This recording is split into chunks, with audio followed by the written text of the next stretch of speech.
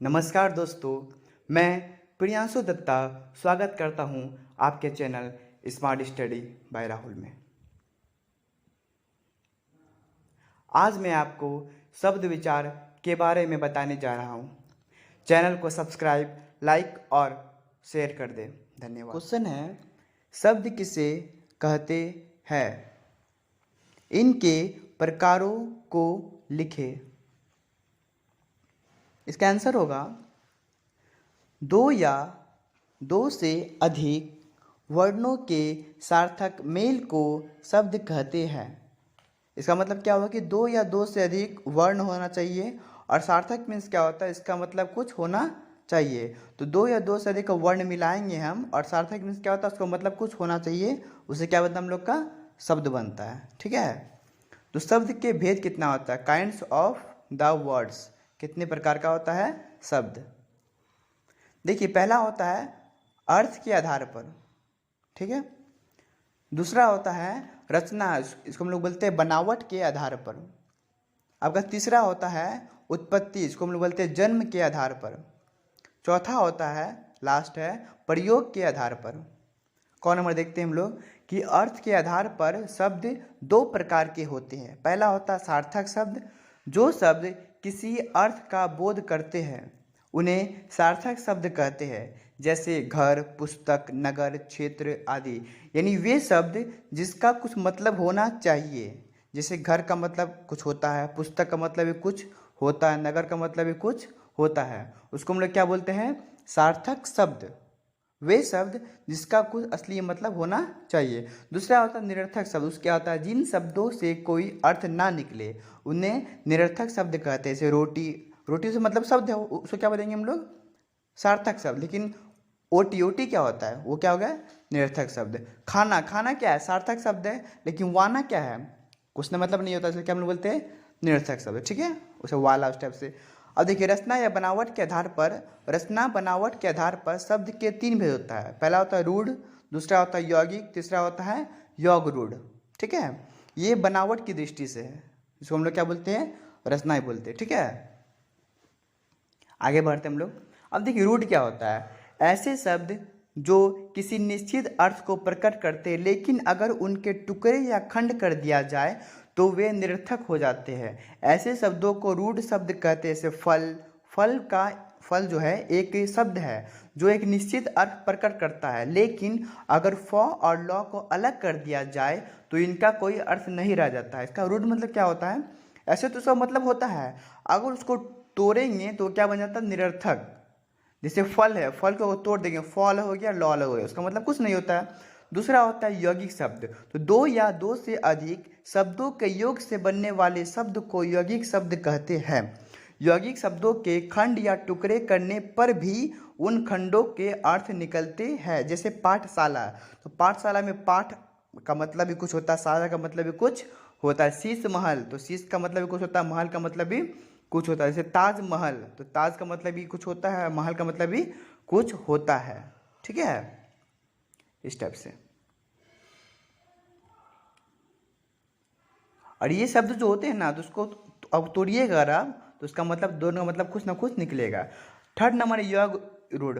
कुछ ऐसे शब्द जो एक या एक से अधिक शब्दों के मेल से बनते हैं, किंतु अपने सामान्य अर्थ का बोध ना कराकर किसी विशेष अर्थ का बोध कराते हैं, इस प्रकार के शब्द योगरूढ़ शब्द कहलाते हैं। ऐसे शब्दों को बहुब्रीहि समास भी कहते हैं। जैसे नीलकंठ, तो नीलकंठ मीन्स क्या होता है? नीले कंठ वाला, अर्थात शिव भगवान को लोग बोलते हैं नीलकंठ। उस तरह से पंकज, पंकज मीन्स क्या होता है? कीचड़ में उत्पन्न होने वाला, अर्थात कीचड़ में क्या उत्पन्न होता है? तो कमल, उस टाइप से। देखिए, पंकज मीन्स क्या होता है ऐसा पता नहीं चलता हम लोग को, लेकिन ये विशेष प्रकार का अर्थ है जिसको हम लोग क्या बोलते हैं?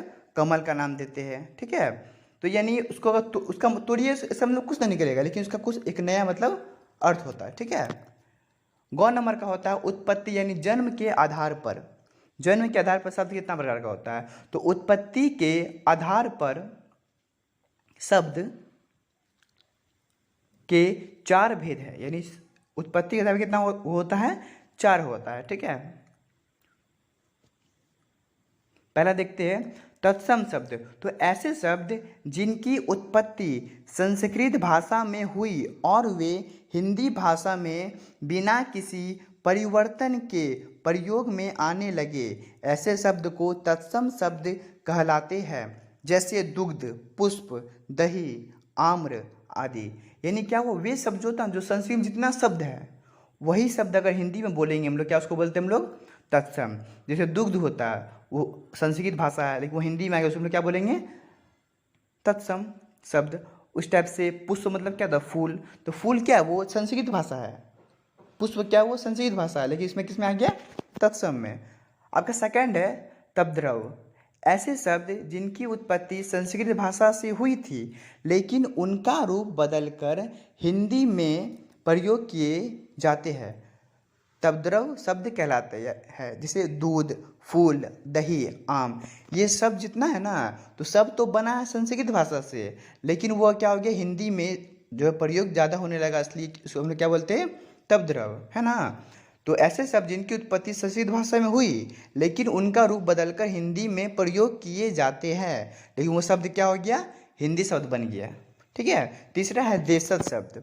तो जो शब्द देश के अलग अलग हिस्से में आए हैं उन शब्दों को देशज शब्द कहा जाता है। ऐसे शब्द स्थानीय बोलियों से उत्पन्न होते हैं और उनके बाद हिंदी में जुड़ जाते हैं।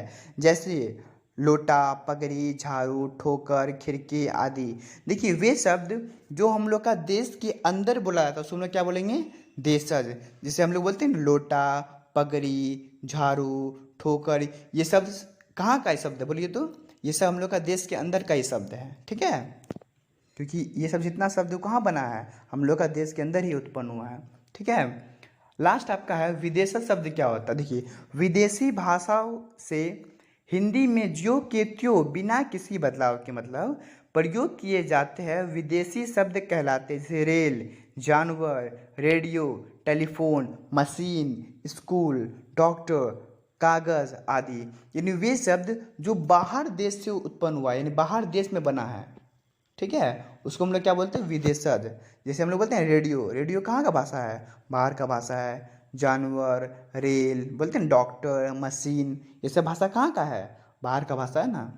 तो इनका जन्म कहाँ हुआ? विदेश में हुआ है। ठीक है। घ नंबर का है प्रयोग के आधार पर।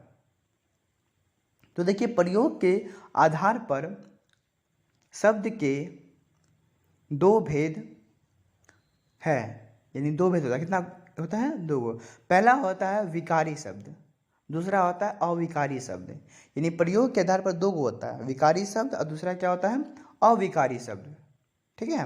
विकारी शब्द क्या समझिए? वाक्यों में प्रयोग में करते समय लिंग, कारक और वचन आदि के अनुसार जिन शब्दों के रूप में परिवर्तन हो जाता है उन्हें विकारी शब्द कहते हैं। जैसे लिंग जैसे होता है लड़का खेलता, तो लड़का ये लिंग क्या उसका? पुल्लिंग है, लेकिन उसका स्त्रीलिंग क्या है? लड़की खेलती है। जिसमें कारक क्या है? लड़का है, लड़का खेलता है। लड़के को खेलने दो, ये देखिए। अच्छा ये क्या है? वचन। देखिए लड़का खेलता है, ये एक वचन है। लड़के बहुत सारा है, इसको बोलते बहुवचन। ठीक है। तो लड़के खेलते हैं तो बहुत सारा लड़का हो गया। तो यानी वे शब्द जो बोल सकते हैं कारक लिंग के अनुसार बदलता रहता है उसको हम लोग क्या बोलते हैं? जी हाँ, विकारी शब्द। अब देखिए विकारी शब्द चार प्रकार के होते हैं। यानी जो विकारी शब्द है ना उसका चार प्रकार, उसका भी चार प्रकार है। संज्ञा होता है, सर्वनाम होता है जिसको हम लोग बोलते हैं प्रोनाउन। संज्ञा क्या हम लोग बोलते हैं? नाउन।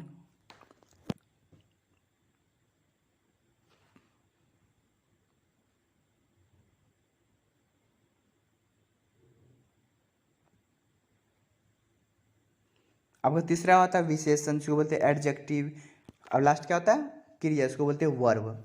अब देखिए अविकारी शब्द क्या होता है? देखिए जिन शब्दों के रूप में कभी परिवर्तन नहीं होता है उन्हें अविकारी शब्द कहते हैं।